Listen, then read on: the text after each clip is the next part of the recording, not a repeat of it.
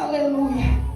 No capítulo 17, a partir do versículo 1, o Senhor fala para Ezequiel. Ezequiel, como eu falei, é o terceiro profeta dos 4 profetas maiores. Ezequiel, ele é levado em 597 a.C., exilado para a Babilônia, o povo de onde? De Judá. Porque o povo de Israel, o reino norte, aonde a capital era Samaria, já havia sido exilado pelos assírios. Mas por quê? Por conta da desobediência, por conta da rebeldia, por conta da falta de compromisso com Deus, por adulterar contra Deus. E nós somos sabedores que toda ação tem uma reação. O nosso Deus não é diferente. A cada reação que o seu filho tem para com ele, ele tem uma ação para nós. Aleluia! E diante deste contexto, Deus, ele usa os profetas para avisar ao povo de Jerusalém sobre a rebeldia que estava afastando Deus do seu povo. Mas Deus, ele ama o seu povo. Muitos acham que quando Deus, ele exorta, acham que é porque Deus está sendo injusto. Mas Deus fala para pessoas nessa noite que quando ele exorta é porque ele ama. O pai, quando ele ama, ele não vai ver o seu filho indo pelo caminho errado e vai deixar ele ir pelo caminho errado para provar que ama. Não, o pai que ama, ele corrige. O pai que ama, ele mostra o caminho certo ao seu filho seguir. Mas o povo de Judá se rebelou contra Deus. E Deus levanta Jeremias para profetizar sobre aquele povo e fala: ou se conserta, ou vai vir um cativeiro, Deus vai levantar um rei e vocês vão ficar exilados por 70 anos e vão ter que ficar subjugados a este reino. Deus, ele usa a sua forma didática de trabalhar com seus filhos. Como assim a forma didática? Ele usa homem para trabalhar, para nos mostrar o real caminho. E Deus chama aquela nação rebelde. Não dão ouvido à profecia de Jeremias e dos outros profetas, aonde avisa. Lá no profeta Amós, profeta menor, ele fala: não acontece nada que não venha ser revelado aos seus profetas. Não adianta ninguém dizer que Deus não avisou, Deus avisou. Agora o problema é que quando estamos em uma decadência espiritual, nós não conseguimos ouvir a voz de Deus. E quando nós não ouvimos a voz de Deus, nós damos ouvido a qualquer outro tipo de voz, menos a voz de Deus. E naquela época existiam também os falsos profetas. Os falsos profetas só profetizavam o que o povo queria ouvir. É tão bom ouvir o que a gente quer ouvir, né? Mas nem sempre o que a gente quer ouvir é o melhor que Deus tem pra gente. Mas eles sabiam. E eles levantam profetas entre si para profetizar mentira. Porque o profeta que estava profetizando a verdade estava corrigindo. Hoje ninguém quer mais receber correção. Só quer o que massageia o ego. E Deus diz: eu não massageio o ego de ninguém. Eu não massageio, as minhas palavras são palavras para te levar ao caminho verdadeiro, para te levar ao caminho que você vai entrar pela porta estreita, não pela porta larga. Aqueles profetas profetizavam para eles entrarem pela porta larga, porque eles achavam que Deus não ia fazer. E Deus diz: por acaso eu sou homem para que minta, nem filho do homem para que se arrependa? Poderia eu falar e não cumprir o que eu falei? Isso aqui é para pessoas que nessa noite estão duvidando do que Deus falou na tua vida, viu? Viu, vaso? e tem falado assim para Deus: Deus, o Senhor falou, mas até hoje não aconteceu nada. E Deus está dizendo para você: continue marchando. Pare de questionar e continue marchando na terra.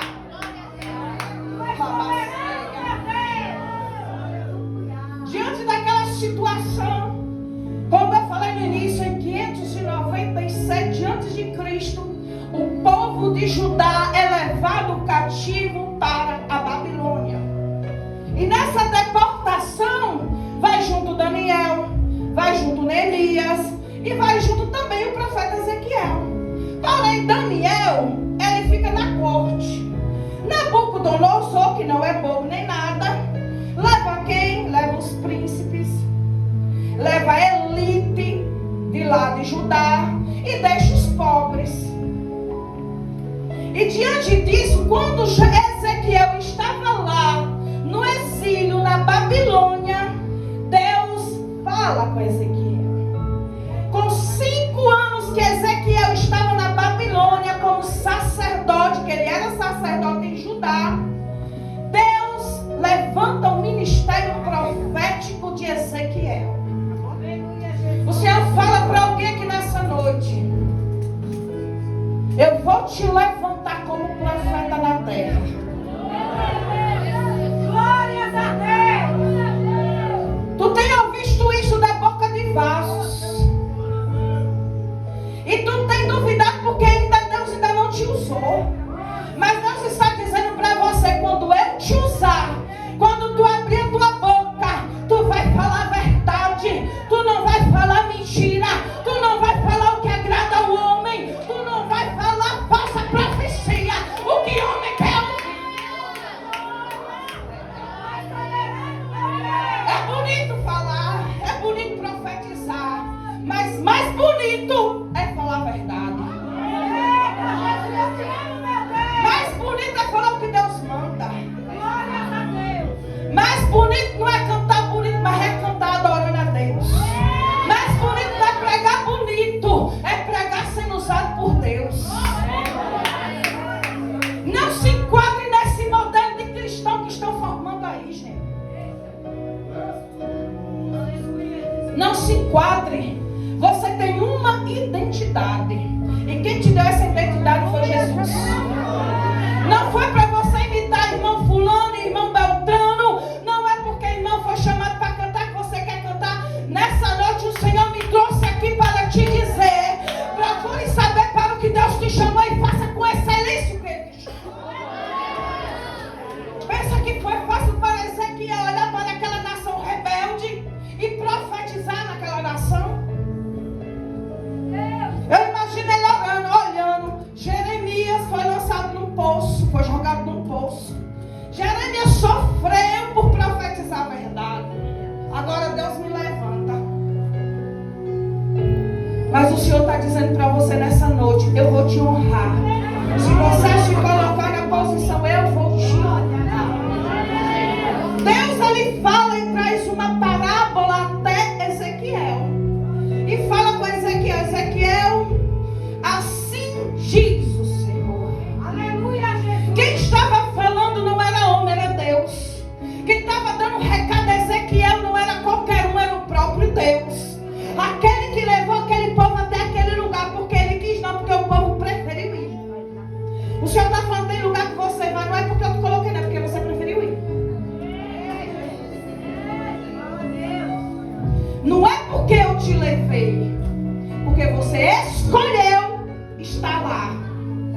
E o Senhor diz assim: eu respeito a tua decisão, eu respeito a tua escolha, porque eu aviso, mas não me dão ouvidos. Aí onde entra a palavra que Deus faz florescer, quando a gente reconhece que nós precisamos mudar de direção.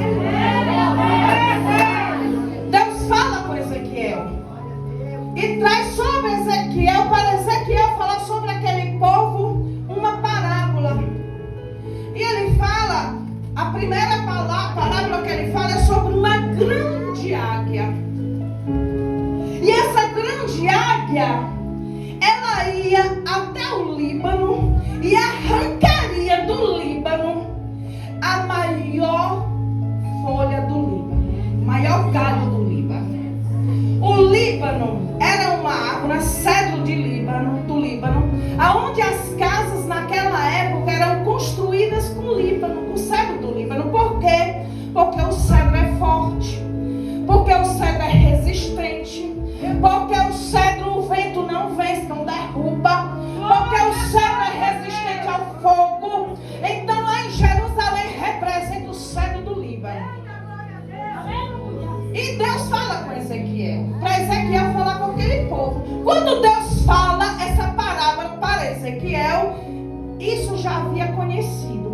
acontecia. O povo estava tão cego, mas tão cego,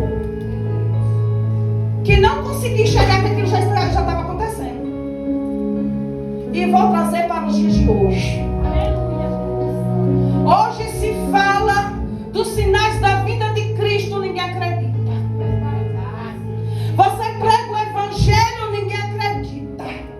Chama de loucos, de religiosos, de fanáticos, de malucos, mas não acredita no evangelho que está sendo pregado. Vê os sinais acontecerem, mas não acreditam porque estão cegos. Aquele tempo não era diferente. Estava acontecendo, mas eles não conseguiam enxergar o que estava acontecendo. O Senhor diz: eu estou tirando a escama dos olhos de gente aqui nessa noite. Porque eu tenho te mostrado e você não tem enxergado. Eu tenho te mostrado, mas você não tem enxergado. Estou eu hoje tirando as escamas dos teus olhos. E Deus fala: esta águia é grande, de grandes asas, e nessas asas muitas penas, e nessas penas muitas cores, e ela vai lá e vai arrancar. A nação de Judá estava subjugada à nação da Babilônia, mas eles não aceitavam. Mas Deus disse que se eles aceitassem, eles iam prosperar mesmo assim.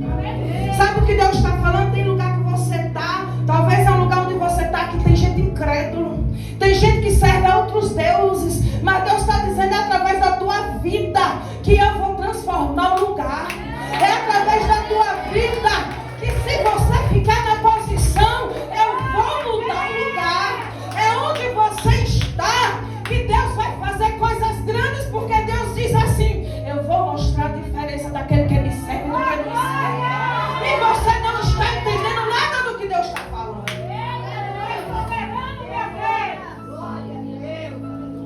E Deus fala: conte essa parábola.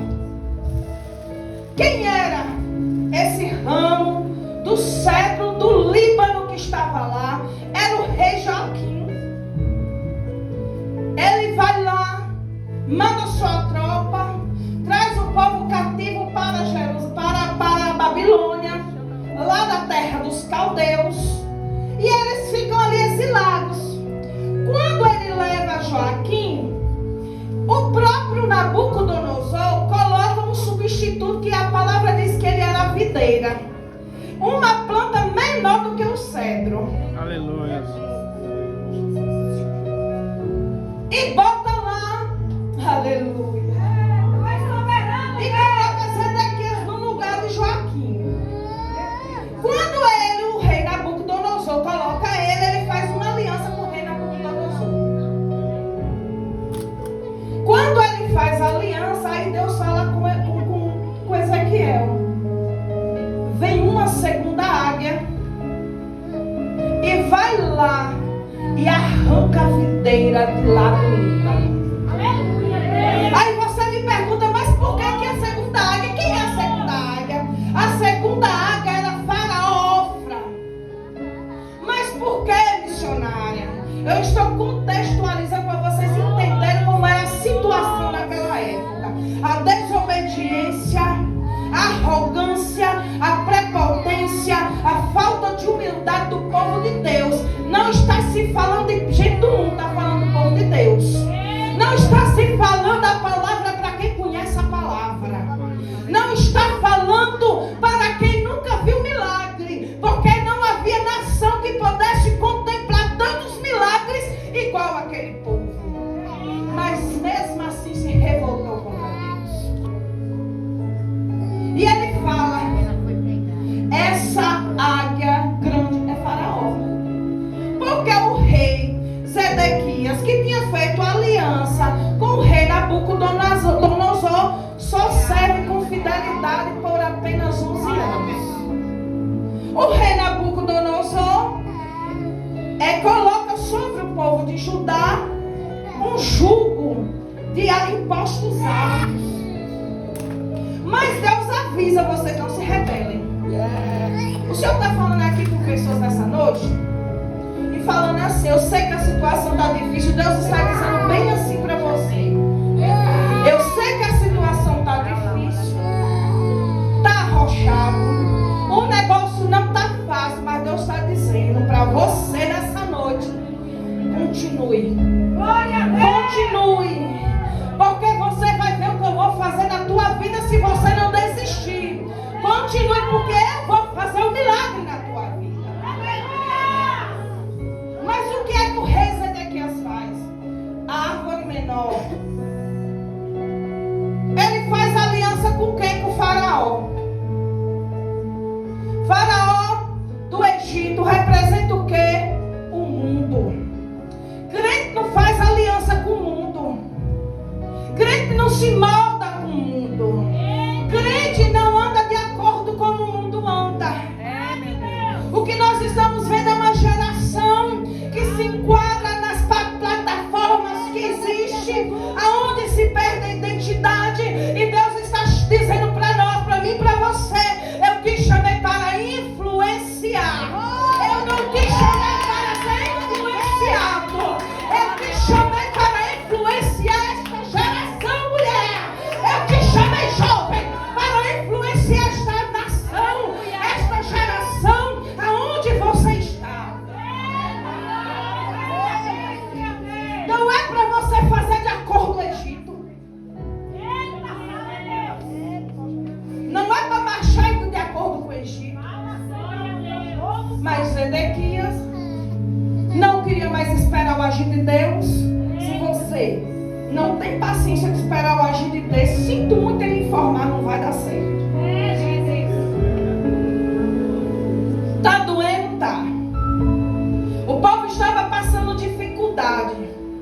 Porque quando ele faz um acordo, uma aliança com o Egito, ele pensa que se unindo ao Egito, a Faraó, ele vai vencer quem? Nabucodonosor. Mas ele se esqueceu que quem estava no controle era o Todo-Poderoso. Ele se esqueceu que quem estava comandando e dominando todas as coisas era Deus. Aí eu te pergunto nessa noite, alguém pode ir contra a vontade de Deus? Mas por que ele foi contra a vontade do Pai, se ele tinha visto os sinais? Porque quem se afasta da intimidade com Deus não ouve voz de Deus. Quem se afasta, quem deixa de ter intimidade com Deus, não tem como ouvir voz de Deus. Não tem como ouvir a direção de Deus. Não tem como se sustentar. Não tem como se manter de pé. Porque quem nos mantém de pé não somos nós, não é porque é bonitinho, não é pela classe social, não é pela cor, não é pela etnia, não. É porque Deus é misericordioso. Uma nação que estava sendo humilhada, mas era porque Deus estava permitindo para que aquele povo viesse ao arrependimento. Coisa que não houve. Coisa que não houve. Quando o rei Nabucodonosor descobre a aliança que ele tinha feito com o faraó para destruir o reinado da Babilônia. A Babilônia, para você ter noção, era a maior nação daquela época. Depois só perdia para Roma geograficamente, mas a população da Babilônia era maior do que a população de Roma. Aí Zedequias, sem sabedoria nenhuma, rebelde, sem querer obedecer, sem querer fazer a vontade de Deus, sem querer esperar o tempo de Deus, resolve se revoltar e se rebelar contra a vontade de Deus. Você que fez um voto com Deus, não quebre. Deus, ele não brinca. Tem muita gente fazendo voto hoje, amanhã quebrando o voto. Faz um voto de novo, depois quebra. Aí não entende porque não dá nada certo na vida. Depois se quebrou o voto com Deus. Quebrou a aliança com Deus. Não fez o que Deus mandou.